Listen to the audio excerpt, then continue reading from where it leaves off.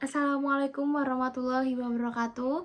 Perkenalkan, nama saya Naila Rasika Hoda Putri. Dalam video ini saya akan menjawab 3 pertanyaan dari soal UTS mata kuliah peminatan. Jawaban dari pertanyaan yang pertama, saya berasal dari Magelang. Saya lahir di Magelang sampai umur 5 bulan. Kemudian saya dibawa kedua orang tua saya ke Bekasi. Sebelumnya memang kedua orang tua saya sudah merantau ke Bekasi sebelum hamil saya setelah menikah.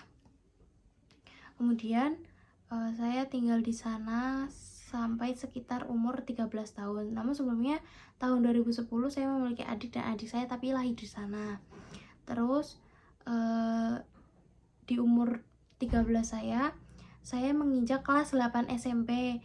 Itu saat semester 2 saya melanjutkannya di sekolah negeri, SMP negeri yang berada di sekitar rumah saya yang di saat ini. 1,5 tahun saya sebelumnya, saya kan sekolah di Jawa Barat. Kemudian 1,5 tahun selanjutnya saya sekolah di daerah Jawa Tengah. Ya, saya merasakan perbedaan kebudayaannya di antara Jawa Barat dengan Jawa Tengah. Di Jawa Barat itu pertemanannya berbeda dengan Jawa Tengah.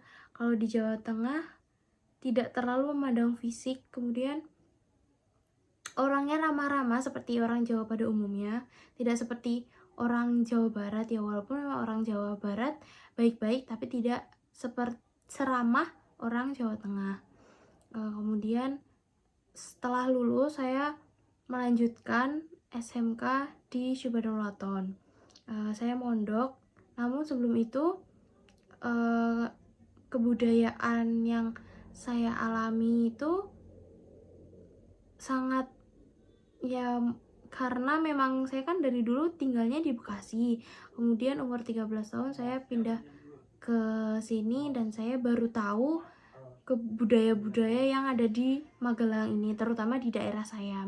Seperti ada nyadran, ada genduri, kemudian ada ya dan lain-lain, dan itu sebelumnya di Jawa Barat tempat saya tinggal itu tidak ada sama sekali. Bahkan tetangga-tetangga pun ya walaupun mereka kenal tapi belum tentu tetangga dengan tetangga itu saling akrab, saling kenal dengan di daerah lingkungan pedesaan di Jawa Tengah, terutama di daerah Magelang ini. Saya saja baru tahu kalau nyadran itu seperti ini, seperti itu, terus genduri itu seperti apa. Nyadran itu di sana tuh tidak ada nyadran, ya hanya ada ke makam, tapi tidak ada istilah nyadran. Oh iya, terus ada padusan. Dari dulu memang saya tidak pernah, kedua orang tua saya tidak pernah menganjurkan untuk, bukan menganjurkan sebenarnya, lebih ke memberitahu kalau sebelum puasa, kalau di daerah Jawa itu sebelum puasa pasti padusan, tapi di daerah saya dulu di Jawa Barat tidak ada kata padusan. Jadi kayak sebelum mau puasa Ramadan ya langsung puasa Ramadan aja, nggak usah pakai padusan-padusan. Tapi kalau di daerah sini pasti sebelum puasa tempat kolam renang tuh ramai sekali pada melakukan aktivitas padusan tersebut.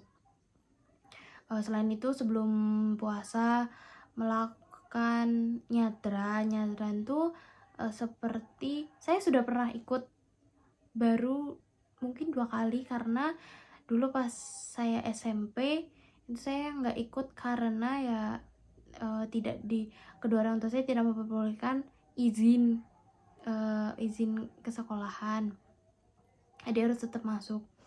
Terus setelah itu 3 tahun saya di pondok, saya tidak tahu nyadran itu seperti apa, dan saya baru tahu saat kuliah ini. Nyadran tuh kita masak, kayak masak besar gitu ya, walaupun nggak besar banget tapi masak. Terus pas masak itu nanti masakannya itu dibawa ke kuburan, terus mereka ngaji sebelumnya bersih dulu. Bersih tuh kita kayak ziarah ke makam keluarga kita, terus berdoa, menaburkan bunga ya seperti ziarah pada umumnya. Kemudian kalau di daerah saya itu kayak di depan kuburan, enggak di depan kuburan, kayak di depan tempat pemakamannya itu digelar mungkin karpet itu panjang, jadi ntar duduknya tuh kayak berhadap-hadapan, terus di tengah-tengahnya itu makanan yang sudah dimasak tadi yang dibawa oleh setiap orang masing-masing itu. Ya mereka berdoa, kemudian ya makanannya dibawa pulang lagi, nggak makan di sana tuh enggak. Jadi setelah acara selesai dibawa pulang baru boleh dimakan. Dan itu kalau untuk Kota Magelang kurang tahu, cuman saya hanya tahu di daerah Candi Mulia. Mungkin sama ada nyentrannya, cuman saya kurang tahu karena memang walaupun saya lahir di Magelang, tapi kan saya tinggalnya di Bekasi dulu selama 13 tahun itu. Jadi tidak terlalu tahu menahu mengenai kebudayaan nyadran tersebut. Kemudian saat nyadran itu keluarga-keluarga tuh pada kumpul gitu, terus makanan-makanan yang sudah disadrankan tadi dibagikan ke saudara-saudara yang beda, masih satu kecamatan tapi beda kelurahan.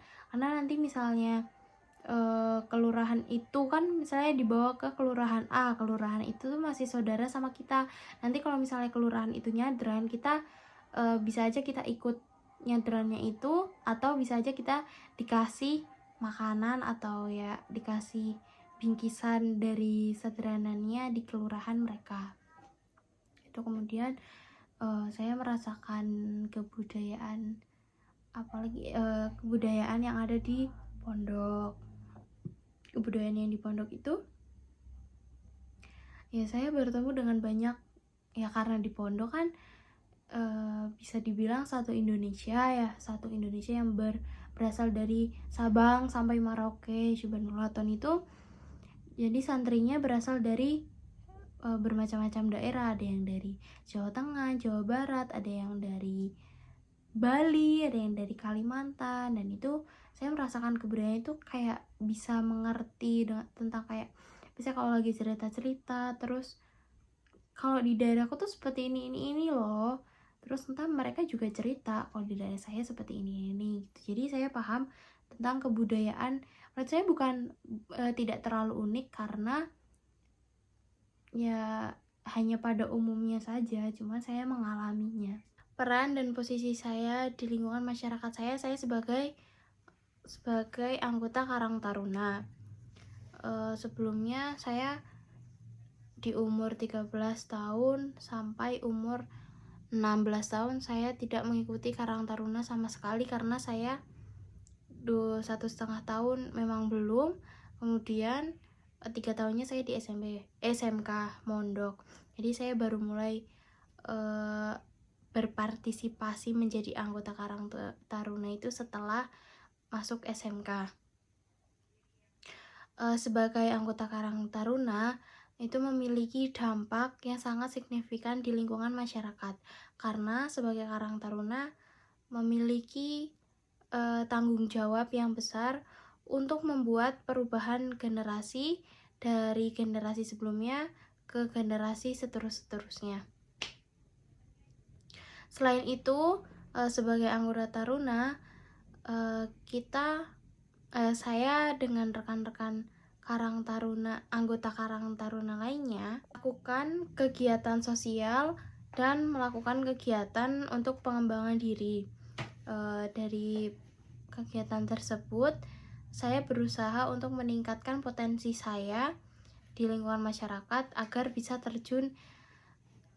saya bisa terjun lebih dari itu. Sebagai anggota Karang Taruna, saya memiliki peran untuk mendukung seluruh kegiatan yang dilakukan di desa saya, yang bertujuan untuk meningkatkan potensi diri saya serta meningkatkan potensi teman-teman saya, rekan-rekan anggota Karang Taruna di sekitar saya, dengan melalui kegiatan seminar, kemudian ada pelatihan yang nanti akan diberi sertifikat, kemudian ada memeriahkan HUT RI, terus ada program pengembangan diri dan lain sebagainya.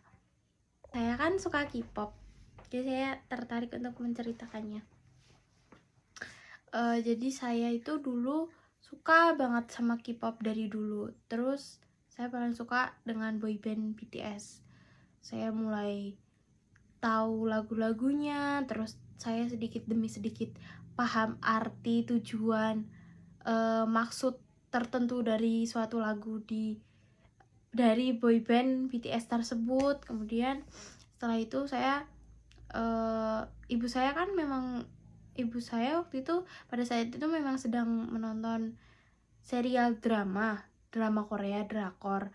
Terus saya ikut lihat dan saya mulai tertarik dan jadi suka nonton drama sampai sekarang ini. Budaya dari mereka ya seperti bahasa Korea, itu saya jadi terpengaruh kayak sedikit-dikit pakai bahasa Korea. Ya jadi kalau ada orang ngomong Korea sedikit demi sedikit saya mudeng ngerti, cuman untuk pelafalan pengucapannya saya memang kurang bisa, kayak cuman taunya annyeonghaseyo gitu aja, tapi kan tetap tahu artinya. Terus saya suka banget dari drama Korea juga saya bisa ngerti, paham, gak cuman dari alur ceritanya, tapi selain itu dari drama Korea saya memang suka aktornya. Aktor dari Korea tuh tampan-tampan sekali. Terus cewek-cewek Koreanya juga cantik-cantik banget. Bahkan saya tuh masukin wishlist yang insya Allah bakal terkabul tuh. Korea itu termasuk negara kedua yang insya Allah pengen banget saya kunjungin. Ya walaupun belum tahu kapan, tapi emang yang pertama setelah Saudi Arabia, Mekah, Madinah maksudnya, saya pengen banget ke Korea karena seneng sesuka itu saya sama Korea. Sampai saya dulu punya album tapi nggak tahu sekarang albumnya di mana. Terus novel, saya suka baca novel, dan novelnya itu saya lebih tertarik dengan fiksi-fiksinya yang berbau-bau Korea, entah itu yang nama tokohnya pakai bahasa Korea, pakai nama-nama orang Korea, atau itu pokoknya latar-latarnya, pokoknya intinya dari novel itu masih ada kaitannya sama Korea. Itu pokoknya saya tuh suka banget sama novel yang ada berbau unsur-unsur Koreanya. Terus apapun pokoknya yang dengar Korea Selatan, wah langsung suka karena sesuka itu. Dan itu menurut saya mempengaruhi saya banget. Ya alhamdulillah untung saya nggak sampai ikut ngedance Korea tuh enggak, cuman kadang saya bicaranya aja yang aksennya aksen ikut Korea, Hangul itu. Terus tulisan Hangul juga. Nah tulisan Hangul itu saya bisa mudeng, kalau baca juga bisa, walaupun emang harus nggak bisa langsung baca kayak Indonesia baca BACA itu langsung ngerti enggak, tapi cuman Korea hafal Hangulnya itu apa aja, M tuh kayak gimana, ini tuh kayak gimana, ini tuh kayak gimana. Cuman kalau misalnya dalam satu kalimat itu masih harus pelan-pelan untuk bisa baca kalimat itu apa ya, walaupun emang kadang misalnya kalimat itu bisa dibaca tapi dalam bahasa Korea dan belum tentu bahasa Koreanya tuh saya tuh ngerti gitu artinya, tapi saya tetap suka, bahkan selalu mencari tahu hal-hal baru tentang Korea Selatan.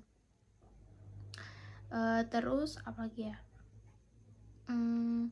makanan Korea, itu makanan kayak kimchi, terus jajangmyeon, terus bibimbap, kimbap, terus samyang. Pokoknya makanan-makanan yang khas Korea tuh selalu buat penasaran. Apalagi kan